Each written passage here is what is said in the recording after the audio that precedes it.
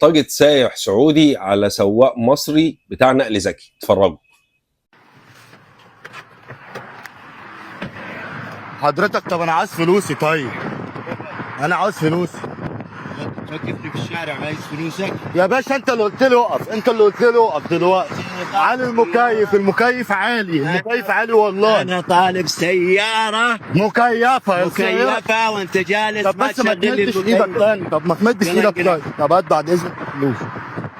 ادينا حساب الرحلة. طيب ادينا حساب الرحلة. خارج.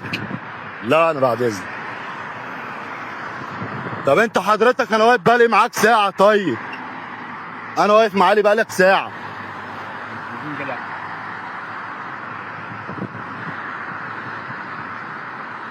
لقيتني لعبة بيدين. لا مش لعبة حضرتك، انا معلي لك المكيف. قلت لك تشغل اجيب لك اي حد من تشغل. الشارع ويركب العربية لو ما لقاش ساعة. الراجل اهو. طيب ناس اهي بعد اذنك. طب بعد اذنك انا عايز حساب الرحلة. بعد اذنك انا عايز حساب الرحلة. ما فيش حساب. الله.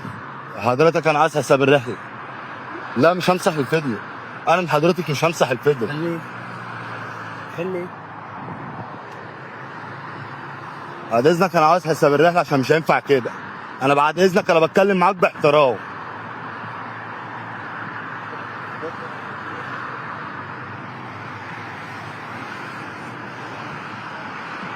حضرتك انا كل ده بتكلم مع حضرتك باحترام. بتكلم بعد 2000 شهر وعن أدب. ايوه ما انا بصورك.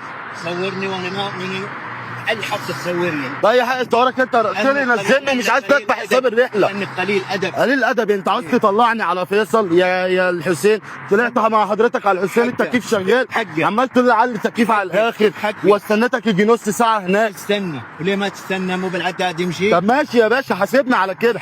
انا رحلتي انتهت كده. اقول لك شغل المكيف. لا ما هو التكييف اشتغل. انا مشيت حضرتك بيك 20 كيلو. انا مشيت بيك حضرتك 20 كيلو. اديني حسابهم. لا انا لين كملت. طب حضرتك ما تضربش. طيب حضرتك ما تضربش. احنا هنفضل في بلطجتكم لحد امتى؟ يعني لا اللي هناك واخدين حقوقهم ولا اللي في مصر عايزين تدفعوا حقوقهم. انتوا مش احسن من حد. انتوا بتيجوا عندنا هنا ضيف تيجي تحترم نفسك.